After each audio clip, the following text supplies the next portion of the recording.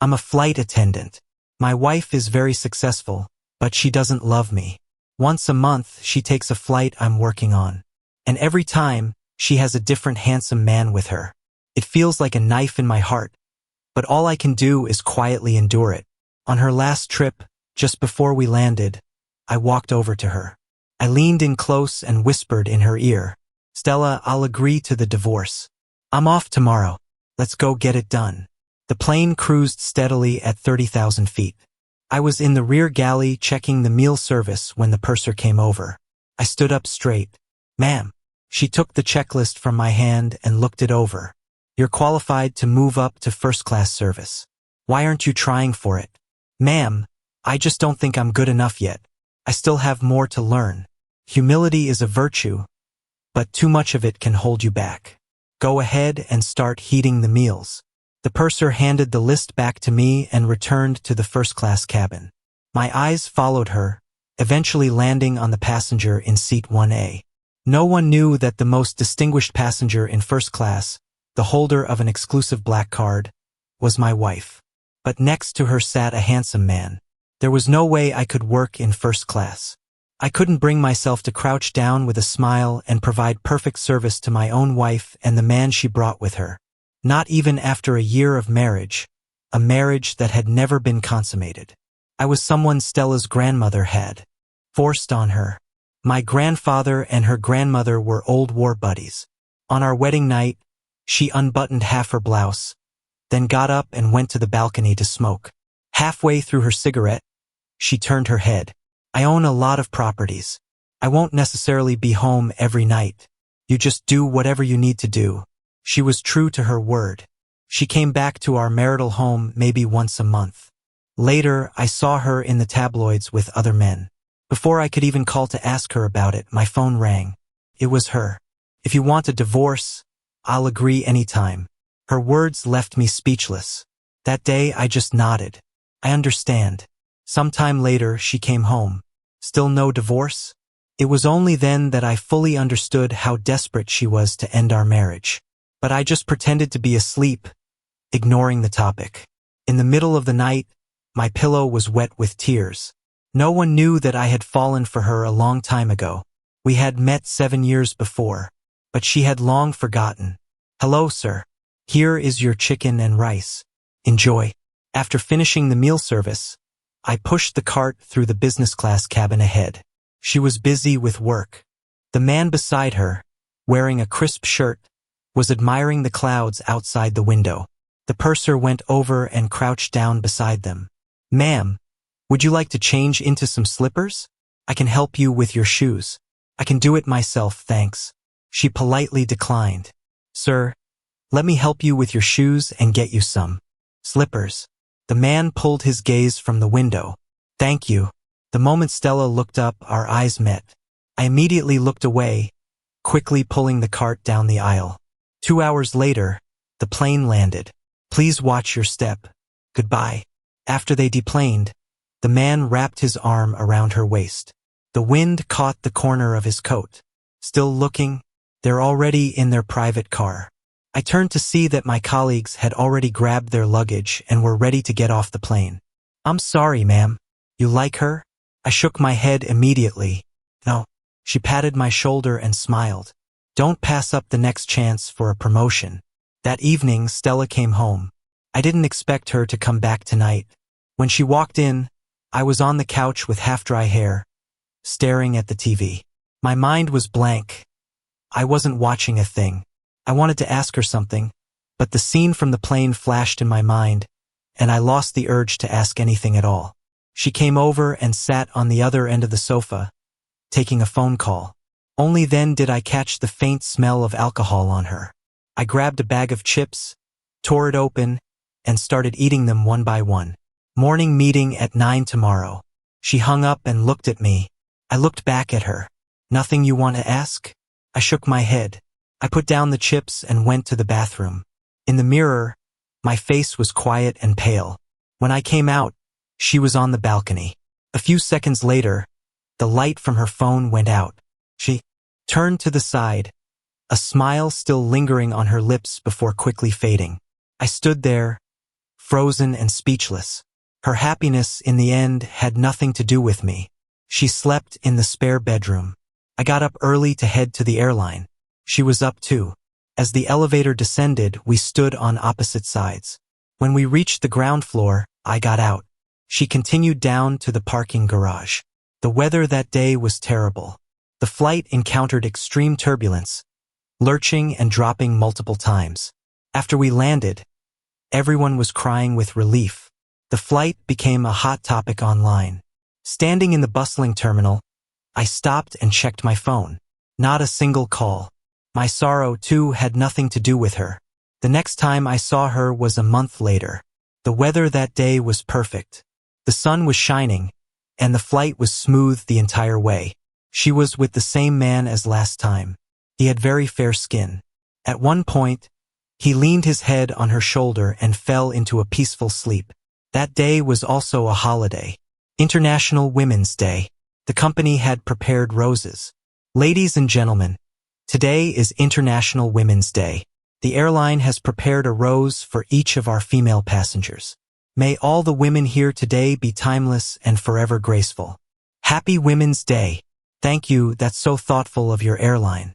I never get flowers on holidays, but I get one on a plane. What a surprise.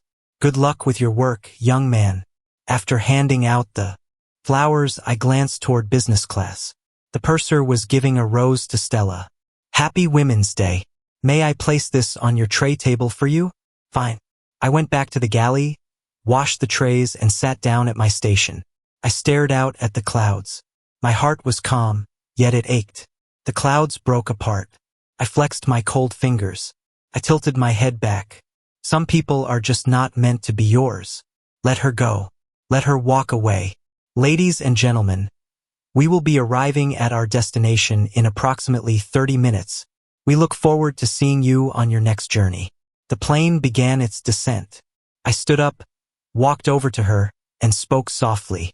Stella, I'll agree to the divorce. I'm off tomorrow. Let's go get it done. After work, I dragged a large suitcase behind me. I pressed my thumb to the scanner and pushed the door open. For once, she was home early. Was it because we were getting a divorce? The house no longer felt suffocating to her, so she came back sooner? I wheeled the suitcase inside. I put some rice on to cook in the rice cooker. Then I went to the bedroom and started packing. She came and stood in the doorway for a moment. Don't pack. The house is yours. My body went stiff. Then, I turned around and shook my head. You bought this place before we were married. I didn't contribute a cent. I can't take it. After saying that, I went back to packing. She stood there for another moment, then left. It was a good thing she left. I placed my clothes in the suitcase one by one, swept all my toiletries into a bag, and prepared to take everything with me.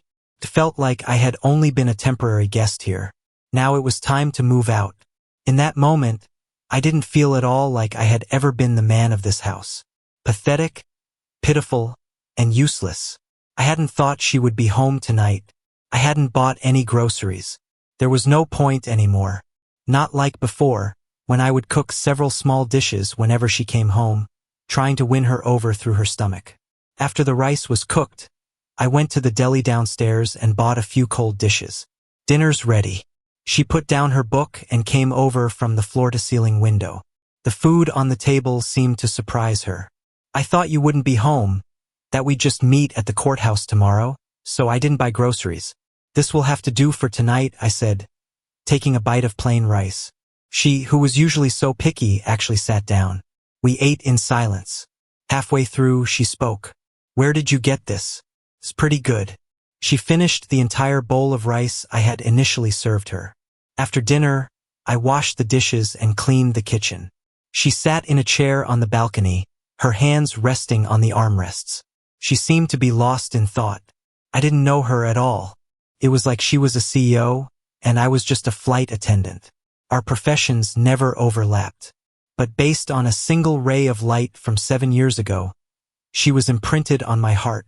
Impossible to remove. Fate was kind to me, bringing us together despite our different worlds. But we were too much like strangers and ultimately failed that kindness. because she deserved someone better.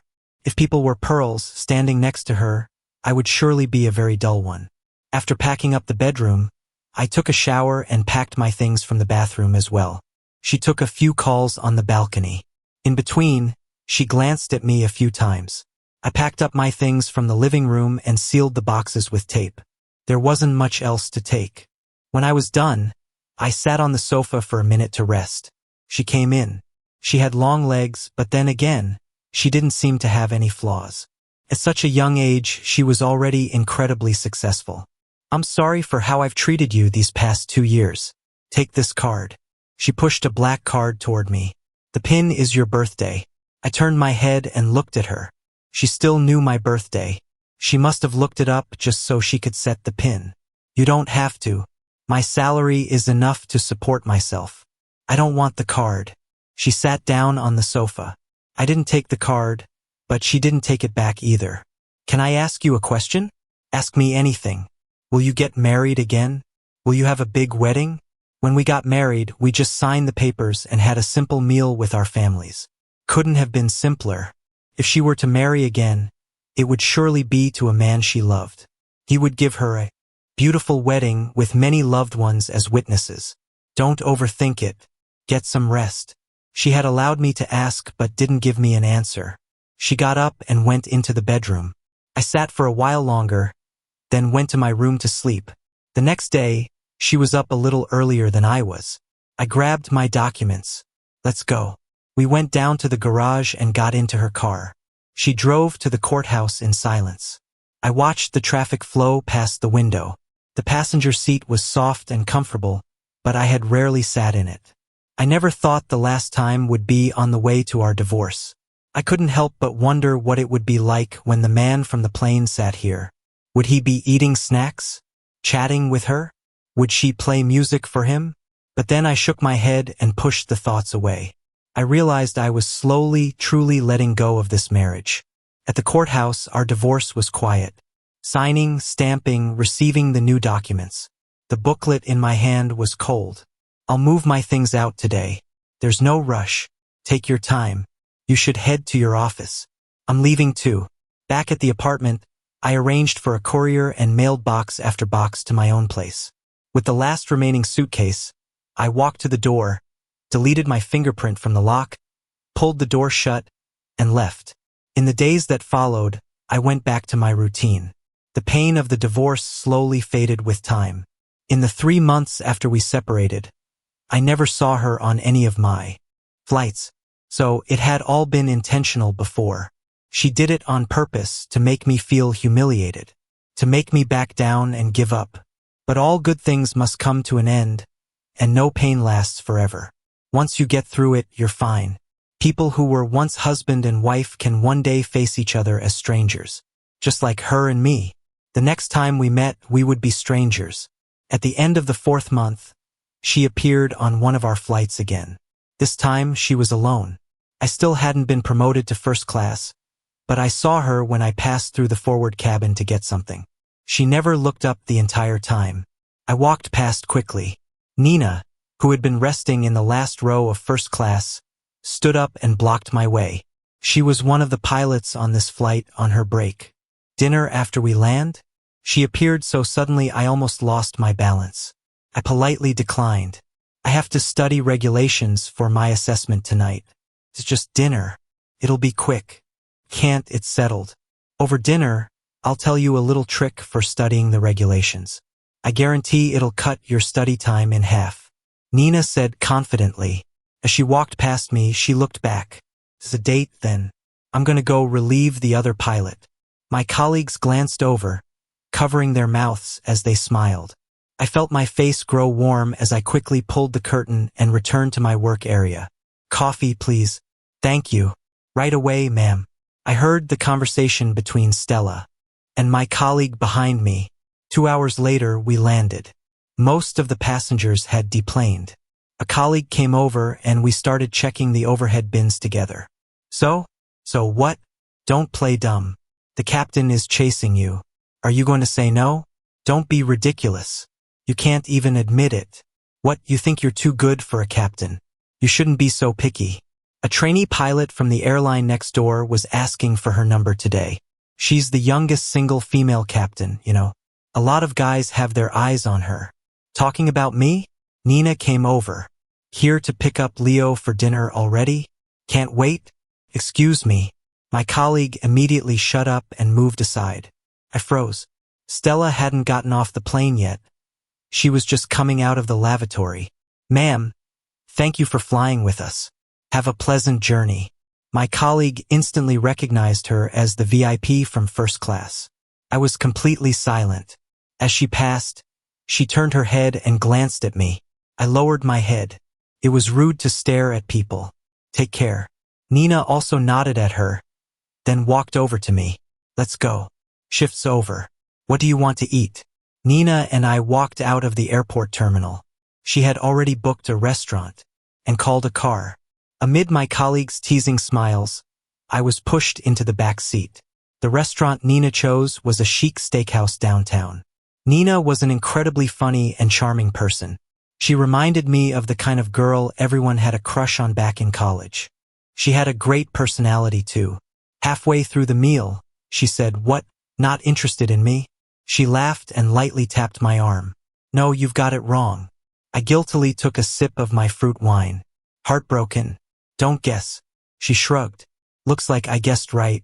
I rested my chin in my hand and listened to the violinist, trying not to look at her. As we took the elevator down, I could see the glittering city through the glass walls. Nina moved closer and took my hand. Her voice seemed to float above my head. "Leo, give me a chance. Can we just try?" I pulled my hand away and looked up at her. "What's wrong, silly?" She leaned in, her breath warm. Our lips were just inches apart. She was wearing a white t-shirt, and her skin was flawless. I turned away, feeling my entire body flush. The elevator seemed to be broken, descending incredibly slowly. She stepped forward, standing right beside me. "Did I scare you?" "Silly." I turned my head, asking with a hint of annoyance, "Why do you keep calling me silly?" She playfully tapped my nose and leaned in again. You're not silly. But did you know that word can also mean something else?" The elevator doors opened. There were people waiting to get in. I hurried out. After I got home, she sent me a text. "For the next 6 days, I get to be happy for 3 of them." I didn't understand. "What do you mean?" She sent a picture of our work schedules. "Look at the roster. We're scheduled for 3 flights together. Silly, you have no idea how excited I get every time I see your name on my flight roster. Good night." The airline was shooting a new promotional campaign, and I was chosen to be the face for this issue. At first, I didn't think much of it and just started preparing based on the materials they provided. But on the day of the shoot, when I arrived at the studio, I realized the photography company was a subsidiary of Vance Corporation. Since the company name didn't include Vance, I had no idea there was a connection. "Mr. Jordan, is something wrong?" The makeup artist noticed I was a little off. I shook my head. "It's nothing." I quickly tried to compose myself. I was overthinking it. It was just one of her company's smaller divisions. The photographer, a man, came over. "Mr. Jordan, did you read over the pre-shoot notes I sent?" "Yes, I read them carefully." I nodded. A week before the shoot, they had sent me a full brief so I could be better prepared. Once everything was ready, the studio lights flared on, and I stepped into the center of the set. "Mr. Jordan, relax your shoulders a bit more." Excellent. We had been trained in these poses at the airline, so they weren't difficult. With a little guidance, I could do them well. But I never expected Stella to show up to inspect the shoot midway through. Instantly, my entire body tensed up. "Ms. Vance." The staff members nodded at her repeatedly. She glanced at me on the set. She asked the person in charge beside her, "How's the shoot going?" "It's going okay." As expected from a flight attendant, his posture is great. He's just a little nervous. If he could relax a bit more, the results would be even better. The photographer showed her the photos on his camera. Just a little more relaxed, and it would be perfect. She motioned for the staff to continue.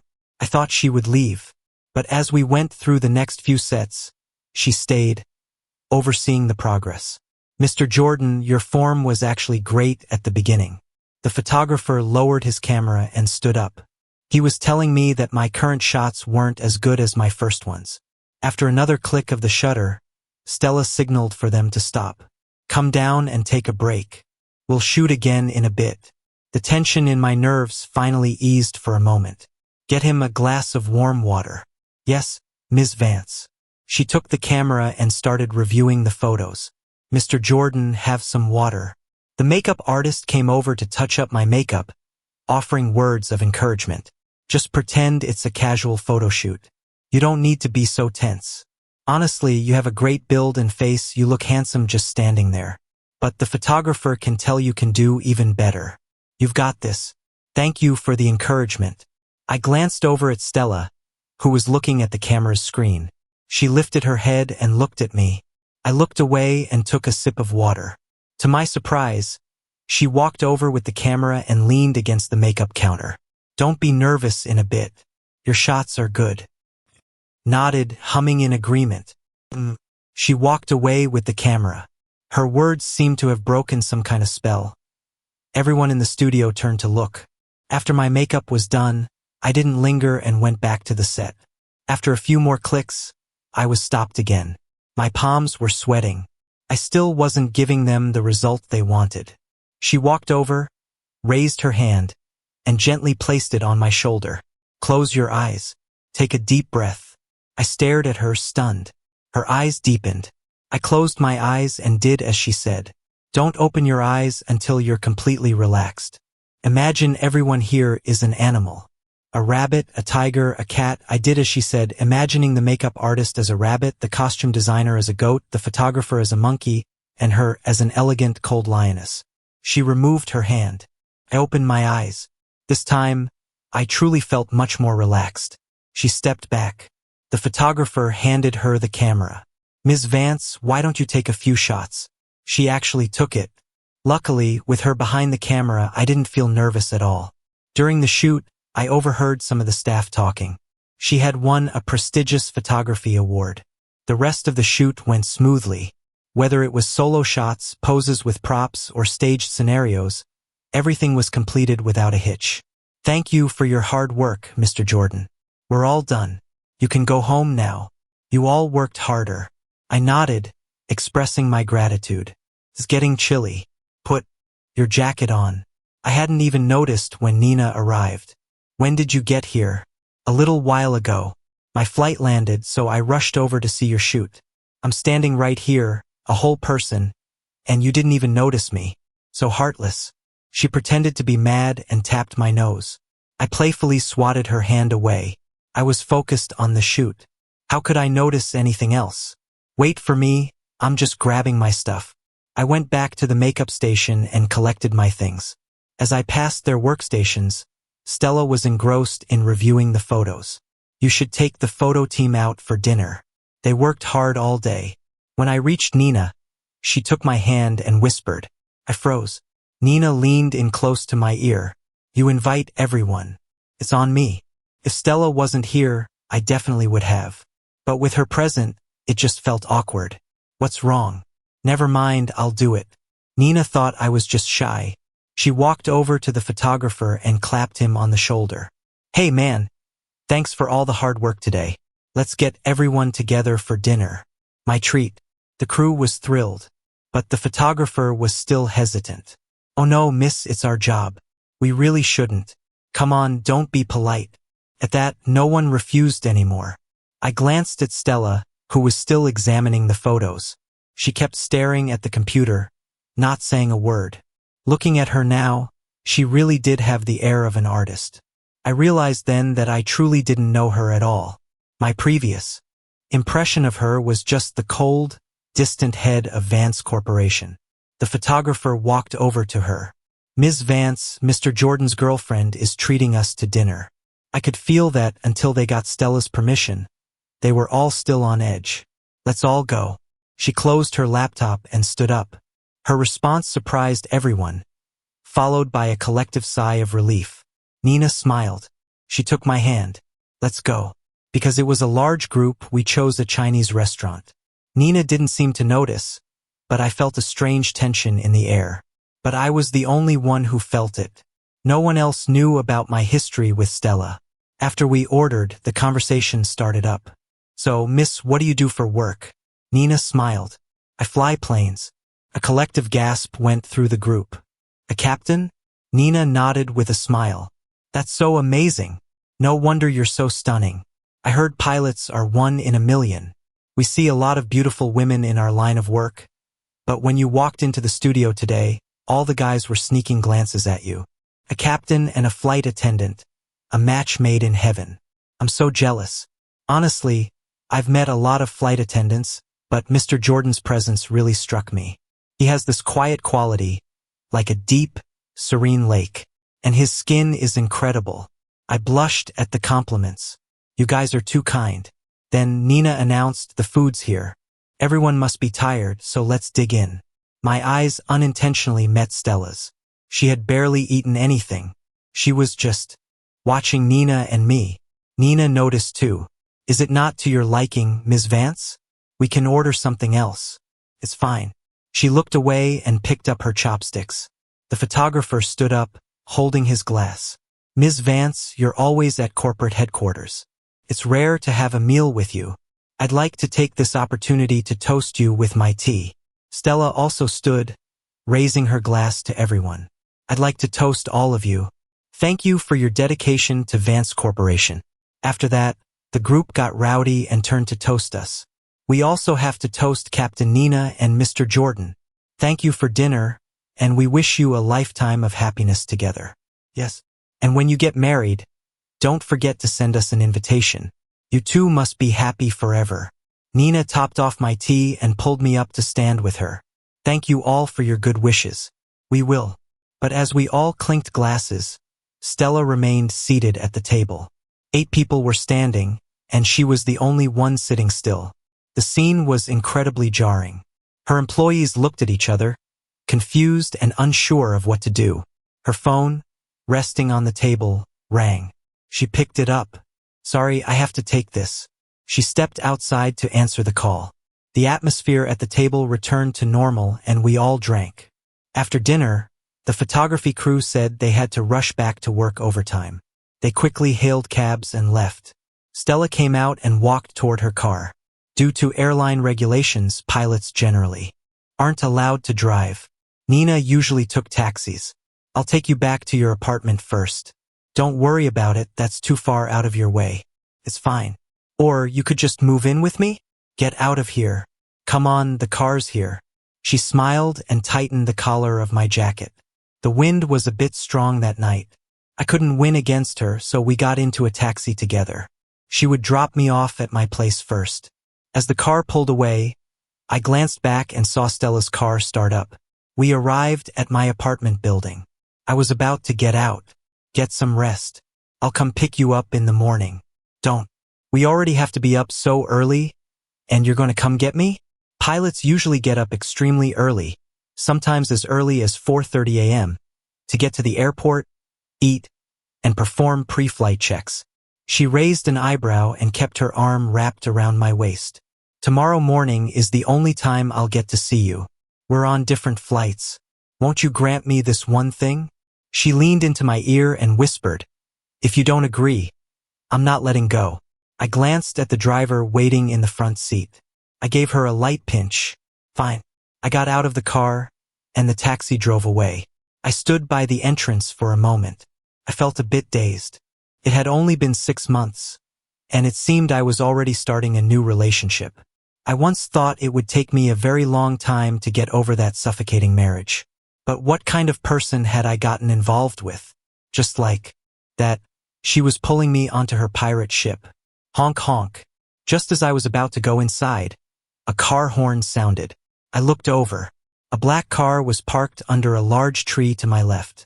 Stella? The person who got out was indeed her. She walked over, not saying a word, just looking at me. But her expression had changed. It was no longer so cold, but softer. I spoke first. Can I help you? She looked up at my building. Can I come up for a bit? I didn't understand. If there's something you want to say, let's just say it here. She seemed to give a bitter smile. You've changed. You used to look at me with so much you wanted to say, but you always held it back. Now, when you look at me, your eyes are empty. It's like there's nothing left to say. I looked down. We're already divorced. We were divorced. There was nothing between us anymore. There's a coffee shop up the street. Could we go sit there for a while? I looked at the tree, its yellow leaves fluttering down. I shook my head. I need to go up. I have work tomorrow. I shoved my hands into my coat pockets. Seeing that she didn't say anything else, I turned and walked toward the building. Leo, I regret it. On that chilly night, her words were like a lightning bolt streaking across the sky. The air fell silent. After a moment, she continued. I could feel it. You once loved me very deeply, but I didn't cherish it. I even thought my grandmother was a tyrant. What right did she have to decide my life, to force a complete stranger on me? So I couldn't accept you, and I couldn't understand you. We barely knew each other. So why were your eyes always so full of me? I assumed you were just after my family's money and status. It wasn't until after you moved out that I stumbled upon this fountain pen at home. I realized we had met 7 years ago. I turned back. In her hand, she was holding the fountain pen she had dropped all those years ago. Time rewound. The summer of my senior year of high school, I was cornered by a few thugs on my way home from school. They grabbed my hair and my clothes, blocking my way. I was trembling with fear. They even pulled out a knife and forced me into an abandoned alley. If she hadn't been passing by that corner and stepped in to help, I don't know what would have happened to me that day. My life might have been ruined. Even though she was alone and there were 5 or 6 of them, she still walked over. She demanded, "What are you doing?" Seeing she was by herself, they shoved her. "Mind your own business, girl. Get lost." Suddenly, the sound of a police siren wailed in the distance. The thugs shot her a nasty look, pushed us both aside as they scattered, and ran. When she fell, her forehead scraped against the rough wall. I rushed over, pulled out a tissue, and dabbed the blood from her temple. "Are you okay? I'll take you to a hospital." She picked up her phone, which was ringing on the ground, and put it to her ear. "You're all there? I'm on my way." She hung up and started gathering her textbooks from the ground. "I'm fine. You should get home. I have to go. Can I get your number? I'll pay you back for the medical bills next time." I shouted at her retreating back. All I had on me was a few dollars of pocket money. "Don't worry about it. It's just a scratch." She left without a second glance. That day she saved me, but she never really looked at me. But I never forgot her face. Her fountain pen had fallen. I picked it up and ran after her, trying to return it. She was already in a taxi and gone. During my 3 years of high school, nothing had ever broken through the oppressive routine of my studies. Until she stood up for me. The memory stayed with me, impossible to forget. Fate was kind to me. After I graduated, it arranged for us to meet again, and even for me to become her husband. Through our grandparents, I saw her again. But she didn't recognize me at all and was distant during the meal. I could tell she was unhappy with the arrangement from the start. I didn't want to make things difficult for her, and I was about to tell my grandfather to call it off. But then she suddenly agreed on the condition that everything be kept simple. Thinking back now, she must have accepted some condition from her grandmother in exchange for marrying me. And I foolishly thought that we had all the time in the world, that after we were married, I would do my best and build a relationship with her. I was too optimistic. After the wedding, I could never break through the layers of ice around her. A forced marriage could never be a happy one. There was nothing between us but coldness. We couldn't even have a single proper conversation during our entire marriage. "Stella, it's all in the past. Let's just move on." She walked over, her tall frame blocking my path, and grabbed my hand. But I was slow to realize it. "I finally see that without you, a piece of my life is missing. Leo, let me pursue you again. Okay?" My heart shook, but my mind screamed no. "Don't. You have no idea how much it hurt, those 2 years watching you bring man after man onto my flights. That was my job and I couldn't show a thing. Stella, I've been through a lot of pain in my life, but none of it was even 1% of what you put me through." She looked down, her face filled with guilt. "I'm sorry, But I need to explain. There was nothing between me and them. They were just flying with me, that's all. I was so stupid back then. I never really looked at you. I just thought you were someone my grandmother forced on me. Someone I had to spend my life with. I couldn't accept that arrangement. I just wanted to break free, to end our marriage as soon as possible. But once it was over, I only felt relief for a moment. Then everything started to feel wrong. In those 2 years I tried so hard to ignore you, it had the opposite effect. Without my knowing, you had etched yourself into my heart and soul. I just never realized it. I pulled my hand free and stepped back. I looked up at the sky. The stars were beautiful tonight, but it was freezing. No one wants to admire the stars when it's this cold. So why did you realize it so late? Why, for 2 years, were you unwilling to have a single real conversation with me? You knew I was miserable, didn't you? You watched me struggle in agony, and you chose to be cold. Stella, I can't go back. She gently rose onto her toes and touched her lips to my forehead. In the cold night, her voice was low and magnetic. You don't have to come back. This time I'll come to you. My phone buzzed. I took it out. Asleep yet? Make sure you get some good rest. Good night. Stella pulled away. I put my phone back in my pocket. I looked at her. You should go. I really have to get upstairs. She nodded. We turned and walked away from each other. Suddenly, from behind me, she called out, Leo, what city are you flying to tomorrow?